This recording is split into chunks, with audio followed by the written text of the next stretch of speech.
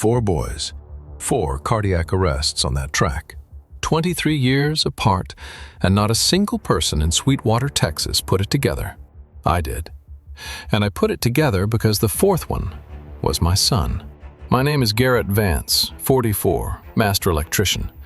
For the last 11 months, I've done nothing but chase a dead man's heartbeat through records nobody wanted me to see. One thing every death had in common. One man standing on that track, holding the same stopwatch, running the same drills. Coach Leland Buckner. 3 weeks ago, I stood in a room with 47 people and watched the man who killed my son try to explain why a state investigator was reading his training logs out loud. His hands were shaking so hard the water in his glass was moving. This story takes a while to tell. If you want to be here when Coach Buckner's whole world comes apart, and believe me, you do, hit subscribe and like this video right now. Because what I found in a filing cabinet in the basement of Sweetwater High is going to make your stomach turn. And what happened at that school board meeting is something I still can't talk about without my voice cracking. Drop where you're watching from and what time it is for you. I'm curious who's out there tonight. But let me take you back to June of last year, because that's the day my whole life split in two. June 14th, 2025, a Saturday. 104 degrees, which in Sweetwater is just a regular afternoon. Cody had been up since 5:30. He was 16 and he was fast. Not fast in the way parents brag about. I mean fast in a way that made college scouts send letters to a sophomore. He ran the 400 meters in 48.3 seconds at the regional qualifier that spring. Coaches from Abilene were calling the house. He loved that track. I used to drive by the high school on my way to jobs and see him out there, just running laps alone at 7 in the morning. Sometimes I'd honk. He never waved. He was focused. I liked that about him. I didn't understand what I was looking at until 3 months later. Coach Buckner ran summer conditioning sessions 3 days a week. Voluntary, technically. But every kid who wanted a spot on the varsity roster knew you showed up. Cody never missed one. Not once. That Saturday, Renata made him breakfast. Eggs, toast, a banana, orange juice. I know because I watched him eat it. He was wearing a gray cutoff and those green shorts he wore to every practice. His headphones were around his neck. He said, "See you later, Dad," and walked out the front door. I said something back. I don't remember what. I was on a job in Roscoe that afternoon, rewiring an old cotton gin. My phone rang at 1:47 p.m. It was Renata. She was screaming. I couldn't understand what she was saying for the first 10 seconds. Then I heard the word collapsed. Cody went down on the track at approximately 1:31 p.m. during what Coach Buckner described as a tempo interval workout. By the time the ambulance arrived 11 minutes later, he was in full cardiac arrest. They tried for 22 minutes at the hospital. He was pronounced dead at 2:14 p.m. My boy was 16 years old. He'd never had a heart problem in his life. The coroner's report came back 10 days later. Hypertrophic cardiomyopathy, undiagnosed. A heart condition he was born with, they said. A ticking bomb that could have gone off any time. Nothing anyone could have done. And I believed them. For about 3 months, I believed every word. The funeral was on a Wednesday. Half the town showed up. Coach Buckner sat in the 3rd row with his wife and wore a navy suit and cried during the eulogy. He came up to me after and put his hand on my shoulder and said, "Cody was special. I want you to know that. He was the kind of kid who made coaching worth it." I thanked him. I shook his hand. I meant it. There was something about that funeral I didn't process until much later, but I'll get to that. I was talking about the weeks after. Wait, I need to go back to something. The shoes. Cody's running shoes. They were by the back door. Green and white Nikes with the laces pulled loose the way he always left them. I couldn't move them. Renata couldn't either. They just sat there. Every time I walked past, I looked at them. Every time. September came, and I tried to go back to normal. Took a rewiring job at a church in Roscoe. Showed up on time. Did clean work. Drove home. Ate dinner. I told myself this was what moving forward looked like. 2 weeks of that. Maybe 3. I was starting to believe it. Then, one evening, Renata handed me an envelope she'd found in Cody's desk drawer. A letter from a track coach at Angelo State. It was dated May 28th, 3 weeks before he died. The coach said Cody had Division I potential and wanted him at a summer showcase. I read the first paragraph and put it down. I couldn't finish it. That was the night the floor dropped out again. Renata and I didn't talk much those weeks. She went to the kitchen, I went to the garage. We ate dinner at different times. One night she brought 2 mugs of coffee out to the back porch and sat next to me without saying anything. We sat there for maybe 20 minutes, didn't say a word. It was the only time that month I didn't feel like I was drowning. I wasn't investigating anything. I wasn't suspicious of anything. I was just a man whose son died and who didn't know how to keep going. Then, in October, I went to the public library to return some books Renata had checked out. They have this little local history section near the back. Binders full of old Sweetwater reporter clippings, yearbooks, that kind of thing. I don't know why I stopped, but I was standing there looking at a shelf of binders labeled by decade, and I pulled one down. 2008 to 2012. I was flipping through it, not looking for anything, and then I stopped on a page from April 2009. The headline said, "Sweetwater mourns loss of young athlete. A boy named Desmond Okafor, 17 years old, varsity track, collapsed during a spring training session and died of cardiac arrest." The article mentioned Coach Buckner by name. It said he was devastated. I read that article 3 times. Then I sat down at one of those wooden tables and I sat there because I was thinking one thing and I didn't want to be thinking it. I kept telling myself it was a coincidence. 2 boys, 16 years apart, same track, same coach, same cause of death. That happens. Hearts fail. Young athletes die sometimes. It's documented.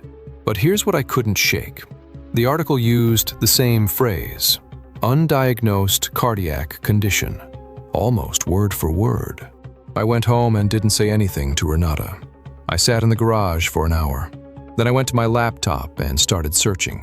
It took me 3 nights of digging through archived newspaper sites, old school board meeting minutes, and cached web pages. 3 nights, and I found 2 more. A boy in 2002, collapsed during a track conditioning session, cardiac arrest. Undiagnosed heart condition, same school, same coach. And a boy in 1997, the first one, same story, same words, same man on the sideline. 4 boys, 4 cardiac arrests, 23 years. All of them ran for Leland Buckner. All of them died during his training sessions. All of them were ruled natural causes. I sat in my garage with my laptop screen glowing in the dark, and my hands were steady for the first time in months. That scared me more than anything. I need to tell you something about Coach Buckner before I go further, because if you don't understand what this man meant to Sweetwater, you won't understand why nobody wanted to hear what I had to say. Leland Buckner came to Sweetwater High in 1994. He took over a track program that hadn't produced a state qualifier in a decade and turned it into one of the best 2A programs in West Texas. 9 state championships, 40+ college scholarships. The track was resurfaced in 2011 with a donation he personally raised from local businesses. The weight room had his name on a plaque by the door. He was the homecoming parade marshal 6 times. He spoke at Rotary. He ran a free summer camp for kids who couldn't afford club sports. When the middle school flooded in 2018, he organized the cleanup crews. In Sweetwater, you did not question Leland Buckner. You just didn't.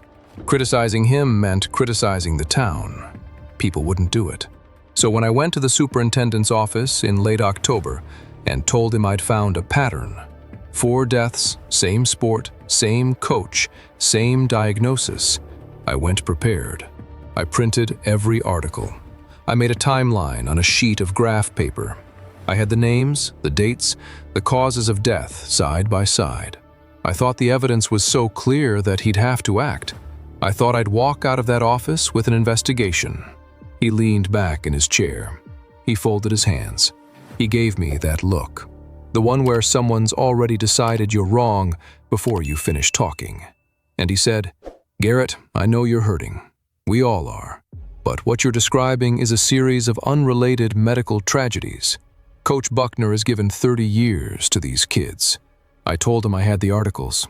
I had the names and dates. I asked if the district had ever ordered an independent review of the training protocols after any of the deaths. He said he'd look into it. I called back 4 days later. His secretary said he was in a meeting. I called 2 days after that. Meeting again. Third call. She told me the superintendent had forwarded my concerns to the athletic director and considered the matter addressed. The board chair's exact words would come back to haunt her, but that's later. I tried the school board chair next, left a voicemail explaining everything. She called back the next morning. She was polite. She asked one question. "How long have you been looking into this?" And for a second, I thought she was listening. I thought she was actually going to engage with what I was telling her. Then she said, "Mr. Vance, have you considered speaking to a grief counselor? Sometimes when we lose someone, we look for explanations that aren't there." That one hit different. Because for about 10 seconds, I thought she was going to help. 2 days after the board chair's call, I ran into Buckner at the fall sports banquet at the Civic Center. I wasn't planning to go, but Renata thought it would be good to be around people. Buckner found me by the coffee table. He put his hand on my arm. Same warm grip he used at the funeral. He said, "Garrett, I've been thinking about you. I want you to know I've seen this before. Sometimes a father can't accept that his boy had a weakness, a physical defect. And that's nothing to be ashamed of. Cody didn't know. You didn't know. Nobody's to blame." He called my son's death a weakness. He stood there with coffee in his hand and told me my boy was defective. And he said it with concern in his voice, real concern. That was the worst part. I didn't say anything. I walked to the parking lot and sat in my truck for 15 minutes. That week I started wondering about the track itself. The resurfacing in 2011, Buckner had raised the money for it. What if something in the material, some chemical compound, was affecting the runners? What if it was the track, not the coach? I spent 2 nights looking into it. Pulled up the manufacturer's specs, the installation records. It was a standard polyurethane surface, same brand used at 100 schools across Texas. It wasn't the track. Maybe I was wrong about all of it. I thought about that a lot in November. Renata could tell something was going on. She asked me one night what I was doing in the garage so late. I told her. She didn't say anything for a long time. Then she said, "Garrett, what if you're wrong?" I didn't have an answer, but I couldn't stop. I want to tell you it was courage. It wasn't. It was something I couldn't shut off. I owed Cody that much. I owed those other boys that much. And I'll get to what happened when I found the training logs, the actual documents. But first, I need to tell you about the woman who changed everything. Her name was Sonia Pratt. She was a paramedic with Nolan County EMS. She'd been on the ambulance that responded to Desmond Okafor's collapse in 2009. I found her because I'd started pulling old incident reports through a public records request. Most of what I got was redacted, names blacked out, half the pages missing. But one report from April 12, 2009, had her employee ID number visible in the corner. I cross-referenced it with county personnel records. Took me a week. I drove to her house on a Tuesday evening in November. She lived about 40 minutes outside town, in a manufactured home off Route 70 with a chain-link fence and 2 German shepherds. She opened the door and looked at me for a second, then opened the door wider. She didn't ask. I told her who I was. I told her about Cody. I told her about the pattern. She stood in the doorway for maybe 15 seconds without speaking. Then she said, "You better come inside." Sonia told me she'd been carrying something for 16 years. She said when she arrived on that track in 2009, Desmond was already down. His lips were blue. His body temperature was 106.2. She said Coach Buckner was standing over him, and the first thing Buckner said wasn't, "Help him," or "What do I do?" He said, "He just dropped. I didn't push them hard today." She said something about that sentence bothered her even at the time. It sounded rehearsed, like he'd said it before. I asked her if she'd ever reported her concerns. She laughed, not a happy laugh. She said, "Reported to who? The sheriff plays poker with him every Thursday. The school board thinks he walks on water." She paused. Then she said, "I wrote it in my incident report, noted the body temperature, noted that the workout conditions exceeded safe heat index protocols, noted that no certified athletic trainer was present. 3 weeks later, my supervisor pulled me aside and told me the district had filed a complaint about my editorializing. That was the word, editorializing, about a dead kid." Sonia reached into a filing cabinet in her spare room and pulled out a manila folder. She'd kept copies of everything: her original report, the district's complaint, a letter from the county EMS director asking her to focus on medical observations rather than speculative commentary. I sat at her kitchen table and read every page. My hands were shaking, because her report said the same thing Cody's records said. The same cardiac stress markers, the same body temperature range, the same training conditions, extreme heat, no shade breaks, no certified supervision. She looked at me across the table and said, "I knew there'd be another one. I prayed there wouldn't be, but I knew." Have you ever sat across from someone who's been carrying a truth that nobody wanted to hear? Someone who tried once, got slapped down, and then had to live with it for years? Watching that man coach more kids, knowing what she knew? I'd love to hear if that's ever happened to you. Drop it in the comments if you're comfortable, because I'm going to tell you what Sonia and I did next, and you need to understand that we didn't have a plan. Sonia and I started meeting twice a week. Her kitchen table became our office. She had medical knowledge I didn't. I had the electrical contractor's habit of documenting everything: dates, names, serial numbers, chain of custody. Between the two of us, we built a timeline. If you could have seen that table after the first 3 weeks, coffee rings on every surface, printouts held together with binder clips, a roll of butcher paper taped to the wall with dates marked in red Sharpie, that filing cabinet in the basement. I'll come back to that. 1997, Nathan Briles, 15, collapsed during summer conditioning, cardiac arrest, ruled undiagnosed heart defect. No independent investigation. 2002, a boy whose family moved away and whose records I couldn't fully recover. Same training session format, same outcome, same ruling. 2009, Desmond Okafor, 17, collapsed during spring training, cardiac arrest. Sonia's incident report flagged concerns. District buried it.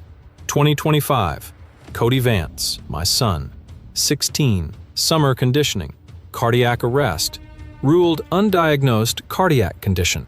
Same coach, same drills, same heat exposure protocols or lack of them, same diagnosis language in every report, undiagnosed. 4 boys, 4 decades, same 7 syllables on every death certificate. I called the coroner's office and asked for copies of the autopsy findings from the 2002 and 1997 cases. The clerk told me those records had been transferred to the district archive in 2014. I drove to the district administrative building. The records room was in the basement, behind a door marked storage. I asked to see files from those years. The woman at the desk told me the athletic department records from before 2005 had been destroyed during a routine document purge. Destroyed. Every training log, every incident report, every parental consent form from before 2005. Gone. But here's the thing about a small town. Paper disappears, but people don't. I started knocking on doors. I hit a wall in early December. 3 straight days of nothing. A family that had moved out of state and changed their number. An address that turned out to be an empty lot. A retired school nurse who said she remembered something but wouldn't put her name on anything. I sat in my truck outside that nurse's house and thought, maybe that's it. Maybe this is as far as it goes. Then Sonia called and said she'd found something in her old EMS contact list. And I kept going. I found Nathan Briles' mother. She still lived in Nolan County, in a retirement community near Blackwell. She was 71. She invited me in and served me iced tea from a plastic pitcher. And when I told her why I was there, she closed her eyes for a long time. Cody used to come home from practice and eat an entire sleeve of saltine crackers before dinner. just stand at the counter in his sweaty clothes, cracking crackers into his mouth, one after another, scrolling his phone. I'd tell him to sit down. He never did. I don't know why I thought of that in Nathan's mother's kitchen, but I did. She told me Nathan had been running drills in 102-degree heat with no water breaks for 90 minutes when he collapsed. She told me Coach Buckner had called her personally that night and told her Nathan had pushed himself too hard, and that some boys just don't know their limits. She told me she'd asked the school for an investigation, and the principal told her it was a medical event, not a disciplinary matter. Then she opened a drawer in her kitchen and handed me a folded piece of paper. It was a photocopy of Nathan's death certificate. She'd kept it for 28 years. Cause of death: hypertrophic cardiomyopathy, undiagnosed. I held it under the overhead light and read it twice. The language was almost identical to Cody's, almost identical to Desmond's. The same phrases, the same clinical distance. 4 boys, 4 identical rulings. And somewhere in this story, there's a question I want you to think about. What would you do if the man everyone loved was the man everyone should have feared? Would you keep going, or would you protect yourself? Because I almost stopped right here. What happened next is the reason I didn't. In early December, I got a call from a number I didn't recognize. I picked up. A man's voice. Calm. Not threatening exactly, but not friendly. He said, "Mr. Vance, I understand you've been asking questions about Coach Buckner's training program." I said, "Who is this?" He said, "A friend. And I'm calling because I think you should know that what you're doing isn't just hurting yourself. It's hurting the whole community. This town needs its traditions. It needs its heroes. And Leland Buckner is one of the good ones." I asked again who he was. He said, "Someone who cares about Sweetwater more than you apparently do." Then he hung up. That anonymous call, I'd find out who made it later, and that answer would surprise me. I sat in my truck for 10 minutes after that call. The windows were up. I could hear my own breathing. 2 days later, I went to pick up lunch at the diner on Elm Street, and the woman behind the counter, someone I'd known for years, served me without making eye contact. When I tried to talk to her, she said, "Garrett, I don't want to get involved." I hadn't even said anything about the case. The word was out. That same afternoon, I was finishing a panel upgrade at a house on Crane Street. The homeowner, a guy named Dale I'd done work for a couple of times, handed me the check and said, "Heard about your boy. I'm sorry." Just like that. No questions about the investigation, no opinion about Buckner, just those words. I stood on his porch, holding that check, and I almost lost it. First person in weeks who talked to me like a human being. That same week, I ran into Coach Buckner at the hardware store. He was buying zip ties and duct tape for something. I don't know what. He saw me in the aisle and walked straight toward me. He had that same easy smile he wore to Cody's funeral. He said, "Garrett, how are you holding up?" I said I was fine. He nodded, looked at the shelf next to me. Then he turned back and said, and I want you to hear this exactly the way he said it, because this is the sentence I replay in my head at 3 in the morning. "You know, grief does strange things to good people. I've seen it before. Fathers looking for someone to blame because the alternative is too painful. I don't hold it against you. But this town has been through enough. And the last thing those boys' families need is someone reopening wounds that have already healed." He said that to me, to my face, in aisle 7 of Tate's Hardware. Calm, sincere. That was the worst part. Those boys' families. He stood there telling me I was the one hurting those families. The man who killed their sons was standing in a hardware store, telling the father of his latest victim to move on. And he said it with a straight face, with that voice, the concerned coach voice, the same voice he probably used on Nathan Bryles' mother in 1997. He had been using that voice for 23 years. I looked him in the eye. I didn't say anything. I just picked up the box of wire nuts I'd come for and walked to the register. But I want to tell you something I didn't tell him. By the time he said those words to me, I had already contacted the Texas State Athletics Board. I'd filed a formal complaint 2 weeks earlier. I'd included Sonia's incident reports, Nathan Bryles' death certificate, the timeline, and a formal request for an independent review of Coach Buckner's training protocols across all 4 incidents. He had no idea. If you're still with me, if what that man just said made your blood pressure spike the way mine did, subscribe and stay close. Because what the state board found is worse than what I imagined. December turned into January. I heard nothing from the state board. I checked my email 14 times a day. Sonia told me to be patient, that these things take time. I wasn't patient. I was wired. Renata knew about the complaint by then. She'd found my folder, the physical one, not the digital copies, sitting on the workbench in the garage. She brought it inside and put it on the kitchen table and said, "Tell me everything." The folder Renata put on the table, that folder would end up in a room with 47 people.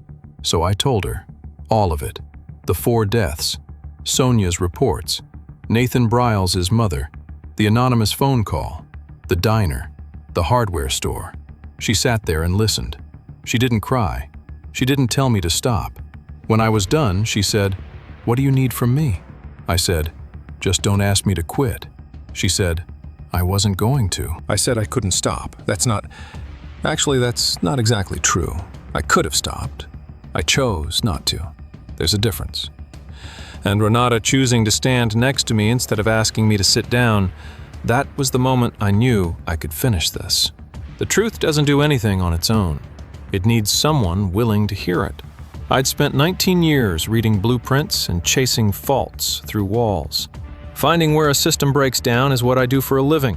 Buckner had no idea that the one person in town stubborn enough to trace a pattern through 23 years of paperwork was the father of his last victim. In late January, the state board called. A woman named, I'm going to just call her the case officer because she asked me not to use her name.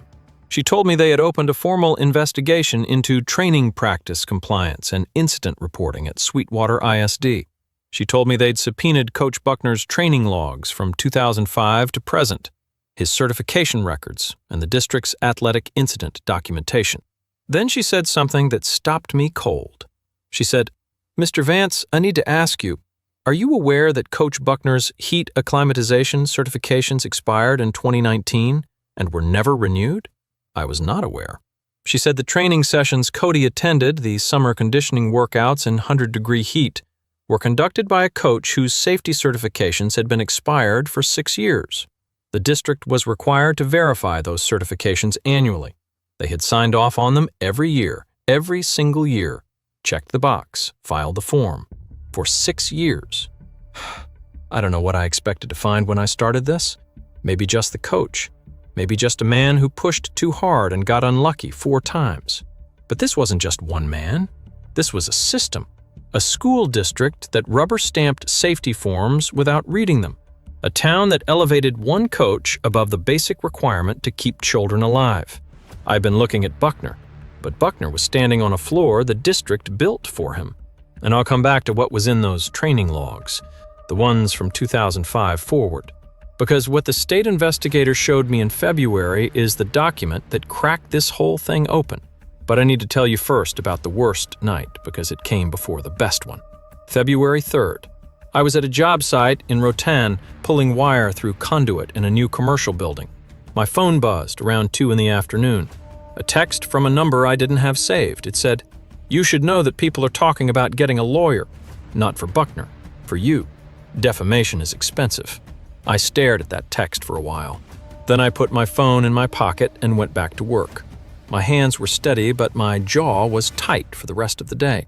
That night I sat with Renata on the back porch. It was cold. We had a space heater running. She read the text and didn't say anything for a while. Then she said, "Can they actually do that?" I said I didn't know.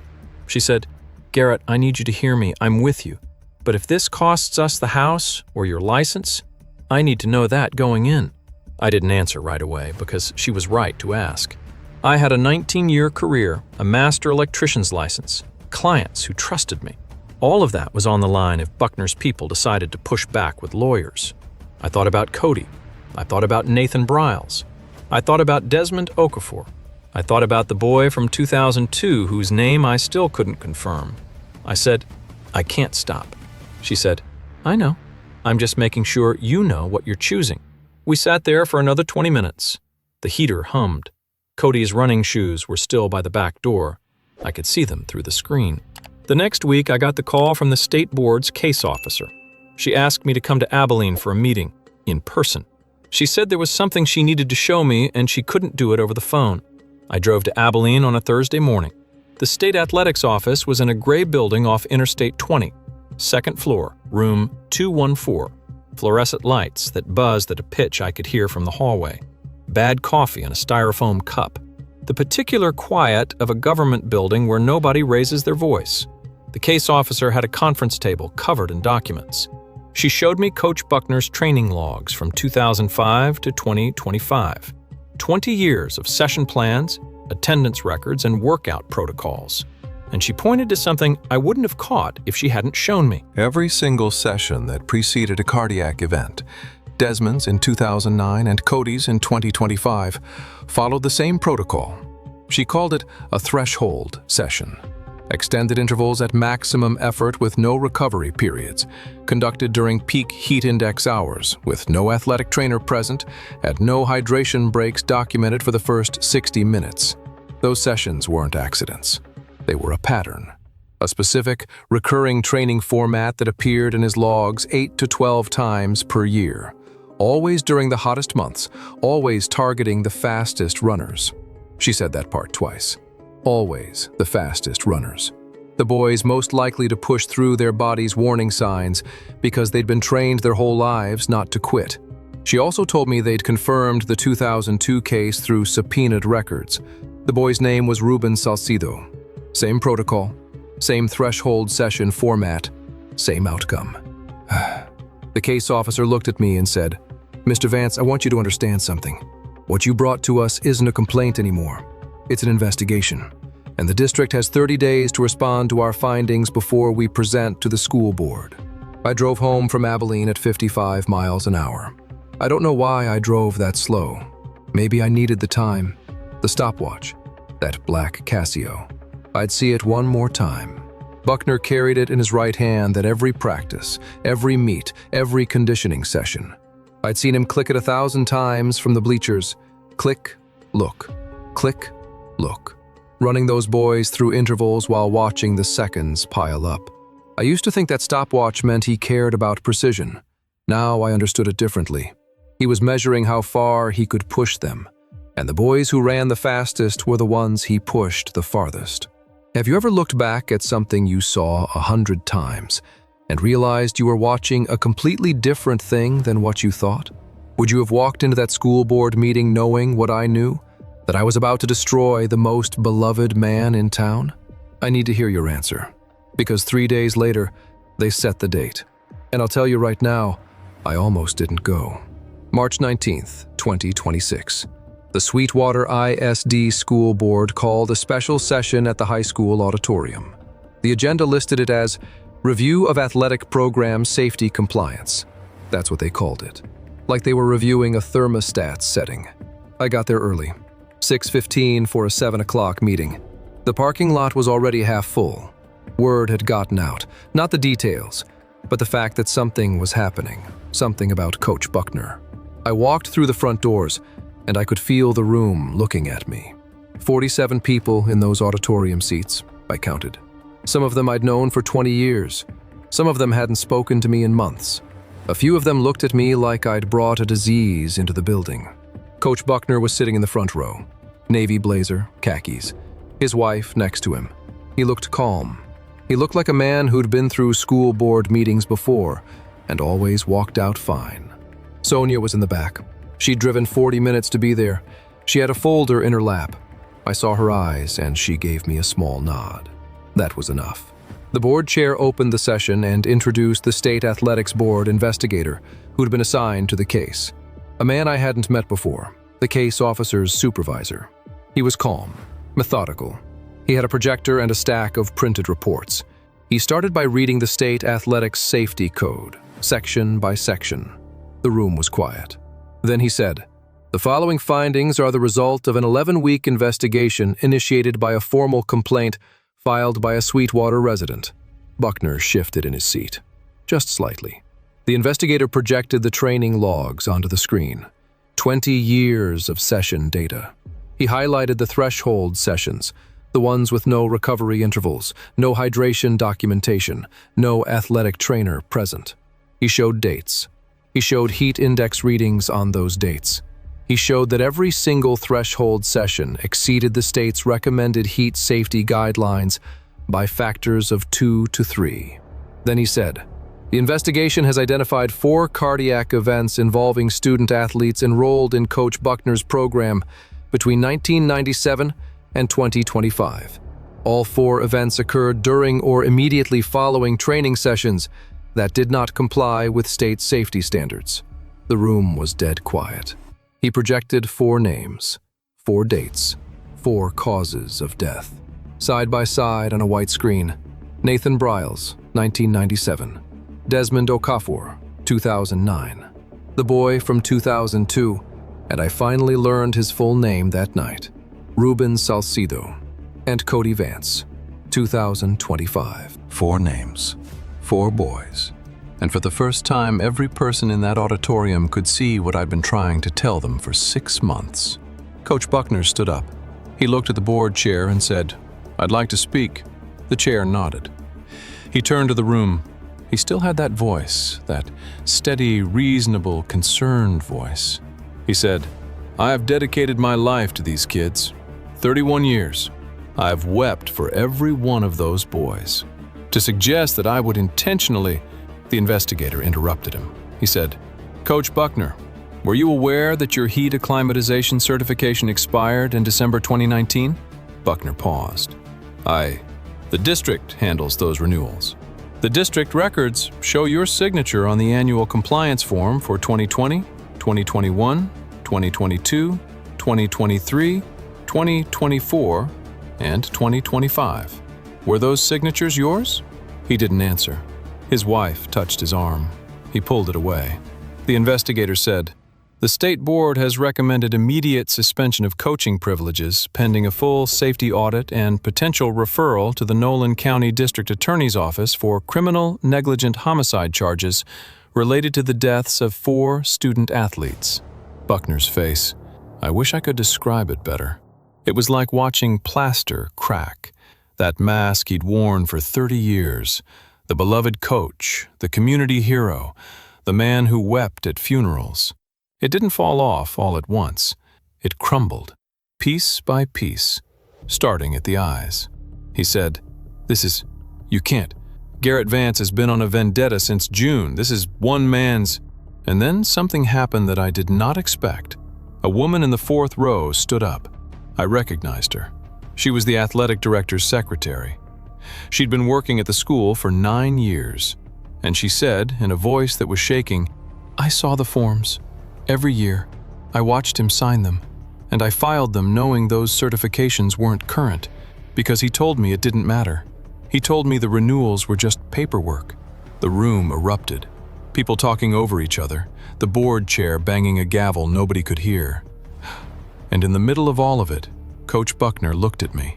Across 30 feet of auditorium, and for half a second, maybe less, I saw something in his face that wasn't anger or denial. It was recognition, like he'd always known this night would come, like he'd been running from it for 23 years, and his legs had finally given out. Then it was gone, and he sat down, and his wife was crying, and the investigator was still talking, but I couldn't hear him because the blood in my ears was louder than anything in that room. The Nolan County DA opened a formal investigation within 48 hours. I heard about it from Sonia. She called me at 7 in the morning and said, "It's happening." I was holding a cup of coffee. I put it down because my hand wasn't steady. Coach Buckner was suspended without pay. His coaching license was revoked by the state board on March 26th, 7 days after the meeting. 31 years, and it took 7 days to undo all of it. I thought I'd feel something when I heard. I didn't. Renata told me, and I nodded and went back to what I was doing. The school superintendent, the same man who told me grief was clouding my judgment, resigned on April 2nd. The school board chair released a public statement calling the situation a systemic failure of oversight. She didn't mention my name. The woman who told me to see a grief counselor didn't mention the man who brought her the evidence. Sonia Pratt was contacted by a Dateline producer. She declined. She told me, "I already told one room. That was enough." Buckner was formally arrested on April 9th. The charge was 4 counts of criminally negligent homicide. His bond was set at $200,000. His lawyer posted it within 6 hours. The DA added 2 additional charges last week related to falsified safety documentation. His attorney filed a motion to dismiss. It was denied. The trial is set for September. The arraignment was on a Tuesday. I sat in the back of the courtroom with Renata. Buckner walked in wearing a gray suit. No navy blazer this time. He didn't look at me. He didn't look at anyone. His attorney entered a plea of not guilty. Nathan Bryle's mother called me the night of the arraignment.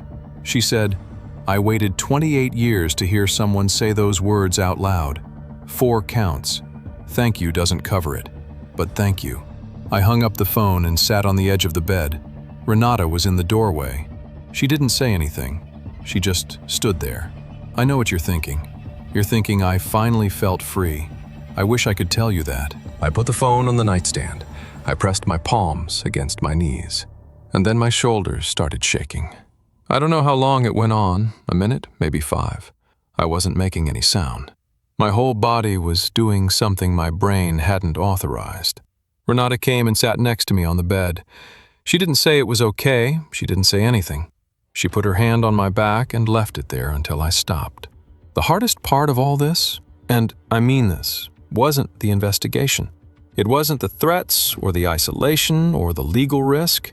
The hardest part was sitting in that auditorium and hearing my son's name read off a projector screen as one of 4. Because for 11 months, Cody was mine. My grief, my son, my loss. And in that room, he became evidence, a data point, a line on a chart. He deserved better than that. They all did. April now, 3 weeks since the arrest. The azaleas on Cody's memorial bench at the track are blooming. Renata planted them in October. Sweetwater is quieter than before, not silent, just different. People who used to look through me at the grocery store started nodding again. A man I'd done electrical work for 6 years ago stopped me in the parking lot at the post office and said, "I should have listened to you, Garrett. I'm sorry." I told him it was okay. It was mostly true. The diner on Elm Street, the woman behind the counter who wouldn't make eye contact in December, she waved me over last week and said, "Coffee's on me today."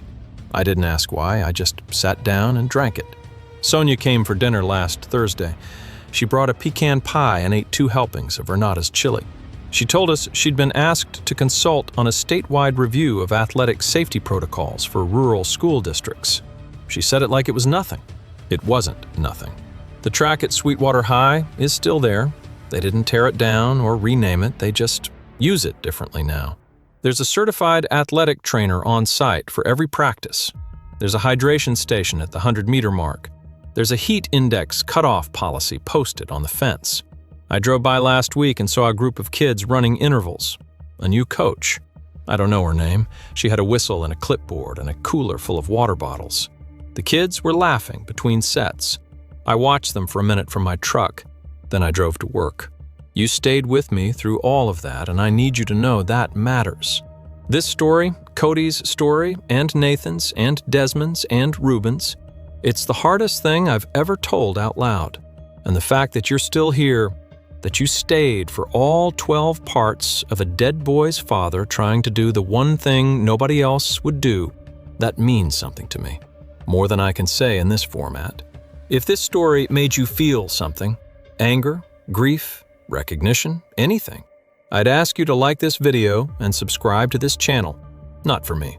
For the next family sitting in a coroner's office hearing the word undiagnosed and feeling in their gut that something doesn't add up.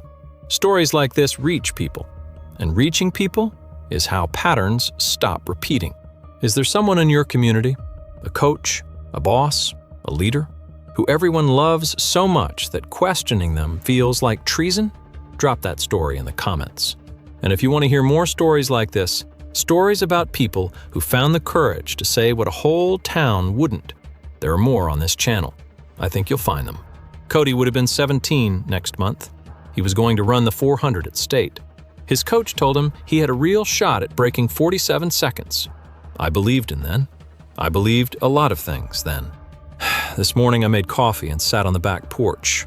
Cody's running shoes aren't by the back door anymore. Renata moved them to his room last week. A mockingbird landed on the fence post, sat there for about 10 seconds, and flew off. I finished my coffee and went to work.